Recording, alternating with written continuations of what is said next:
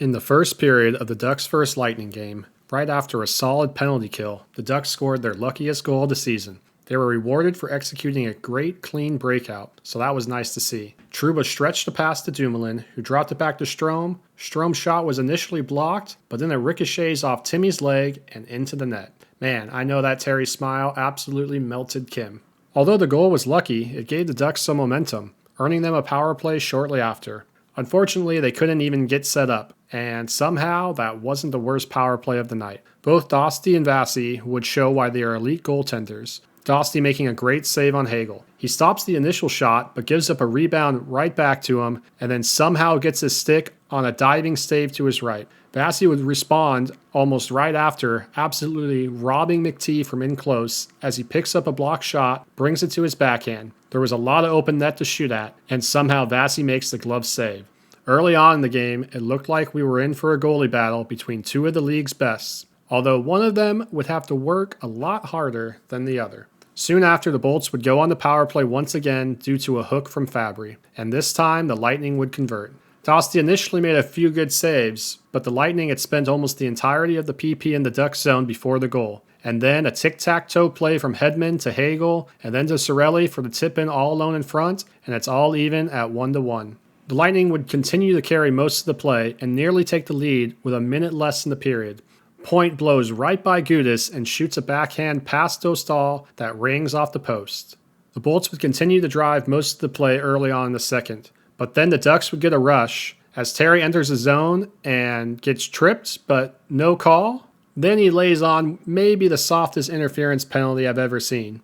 And like in most cases, after a soft call goes against them, the opposing team will score off the ensuing power play. This would be a very similar goal to the first one, as another Lightning player gets left alone in front for the tip-in. Dosty almost saves this one, but it just squeaks through his pads, and Gensel is able to finish it off. And the Ducks would immediately go back on the PK. Gudas gets blown past by Geeky, which puts Comer in a rather bad spot, so he hooks him to stop a dangerous chance. The Bolts had some good chances on this one, but Dosty and the Ducks would kill this one off. After some back and forth, the Ducks would tie it up. After a dump-in, McT would win a puck battle in the corner and make a great little pass to Leo, who goes short side on Vasi for his 9th of the year. Funny enough, his last goal also came against the Lightning earlier this month. Just look at that smile. You know he's feeling good after that one. Usually Leo is the one dishing out good passes, so it must have felt good to finally be on the receiving end.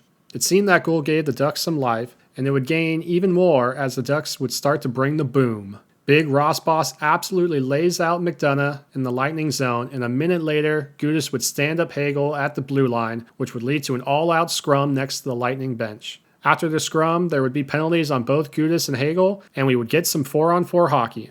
Both teams would get great chances on the 4-on-4. Point to start gets in on Dostal, who makes a great save. Then going the other way, Terry and Strome would get a 2-on-1. Terry would pass it over to Strome, who has the whole entire top portion of the net wide open, but he can't elevate the puck, and Vasi makes the save.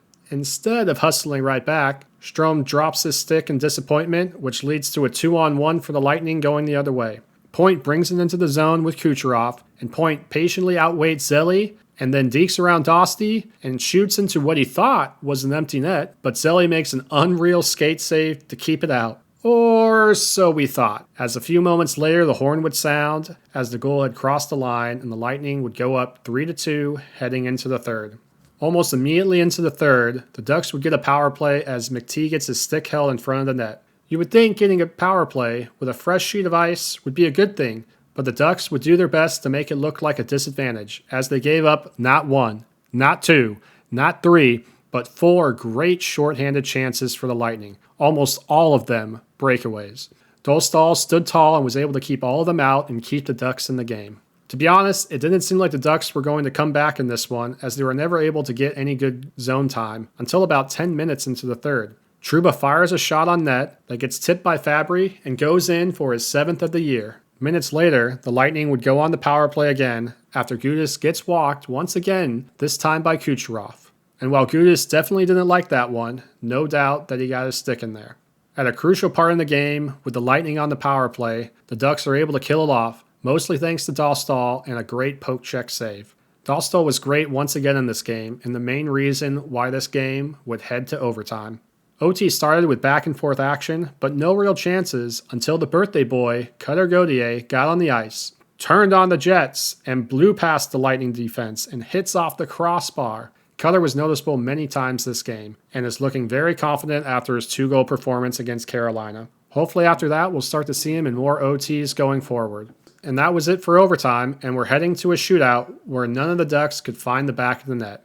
Leo was the closest as he had beat the goalie, but the puck rolled on him at the moment of truth.